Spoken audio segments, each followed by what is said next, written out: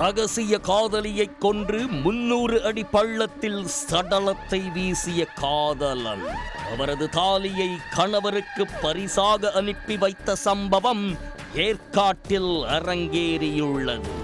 ரகசிய காதலனுடன் தனிமையில் இருந்தபோது வந்த போன் கால் இளம்பெண்ணின் உயிரை பறித்ததன் பின்னணி என்ன?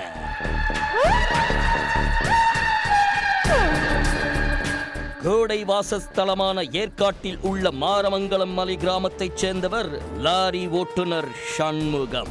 இவரது மனைவி 25 வயதுடைய சுமதி. கடந்த 2 ஆண்டுகளுக்கு முன்பு திருமணம் நடந்த நிலையில் இவர்களுக்கு குழந்தைகள் இல்லை. இந்த நிலையில் சுமதிக்கும் அதே கிராமத்தைச் சேர்ந்த 22 வயது வெங்கடேஷ் என்பவருக்கும் பழக்கம் ஏற்பட்டுள்ளது.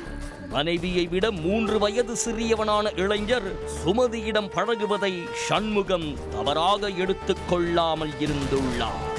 ஆனால் லாரி ஓட்டுநரான சண்முகம் அடிக்கடி வெளியூர் செல்லும் நிலையில் சுமதிக்கு தேவையான அனைத்து உதவிகளையும் செய்து வந்துள்ளார். அப்போது நெருக்கம் ஏற்பட்டு இருவரும் அடிக்கடி தனிமையில் சந்தித்து வந்துள்ளனர். இந்த விவகாரம் சண்முகத்திற்கு அரசல் புரசலாக தெரிய வந்து இருவரையும் கண்டித்ததாக தெரிகிறது. இந்நிலையில் கடந்த 1 வாரத்திற்கு முன் வீட்டில் இருந்த சுமதி திடீரென மாயமானார். இதனால் அதிர்ச்சி அடைந்த சண்முகம் பல்வேறு இடங்களிலும் தேடி பார்த்தும் அவரை பற்றிய தகவல் கிடைக்காததால் மனைவி சுமதி காணாமல் போனது குறித்து ஏற்காடு போலீசில் புகார் கொடுத்துள்ளார். போலீசார் வழக்கு பதிவு செய்து விசாரணை நடத்தி வந்தனர்.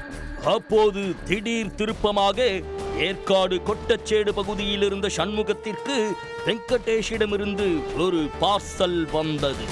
அதனை திறந்து பார்த்தபோது சுமதியின் தாலி இருந்துள்ளது.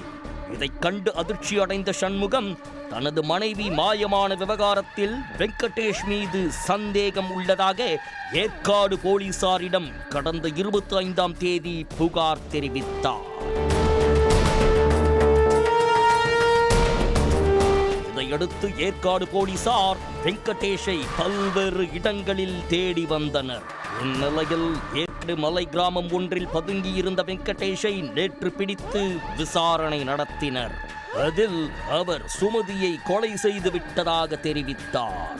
கொலைக்கான காரணம் குறித்து விசாரித்த போது தன்னை விட 3 வயது அதிகமான சுமதியுடன் பழக்கம் ஏற்பட்டு திருமண பந்தத்தை மீறிய உறவாக மாறியதாகவும் அதனால் இருவரும் அடிக்கடி தனிமையில் சந்தித்து வந்ததாகவும் கூறியுள்ளார்.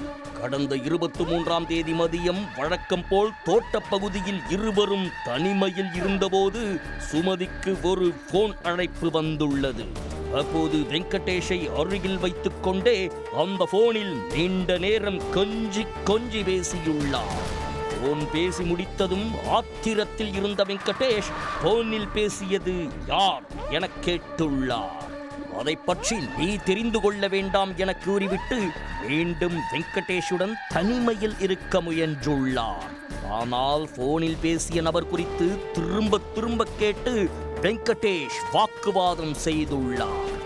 அப்போது ஆத்திரத்தின் உச்சிக்கு சென்ற வெங்கடேஷ் சுமதியை அவர் அணிந்திருந்த துப்பட்டாவால் கழுத்தை நெரித்து கொலை செய்துள்ளார். பின்னர் சாக்குப்பை ஒன்றில் உடலை மூட்டை கட்டி தனது பைக்கில் எடுத்துச் சென்று கொட்டச்சேடு வழியாக குப்பனூர் செல்லும் மலைப்பாதையில் நுனியப்பன் கோவில் அடுத்த வளைவில் சுமார் 300 அடி பள்ளத்தில் வீசிவிட்டதாக வாக்குமூலம் அளித்துள்ளார். சடலத்தை மூட்டை கட்டுவதற்கு முன்னர் அவரது கணவர் கட்டிய தாலியை கழற்றி அவருக்கு பார்சல் அனுப்பி வைத்ததாகவும் தெரிவித்துள்ளார்.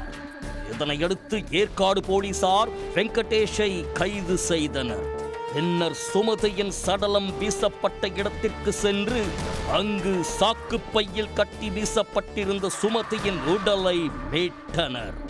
பின்னர் பிரேத பரிசோதனைக்காக சேலம் அரசு மருத்துவமனைக்கு அனுப்பி வைத்தனர். தன்னை விட 3 வயது சிறியவனான இளைஞருடன் திருமணமான பெண்ணிற்கு ஏற்பட்ட பழக்கம் கொலையில் முடிந்த சம்பவம் ஏற்காடு பகுதியில் பெரும் பரபரப்பை ஏற்படுத்தியுள்ளது.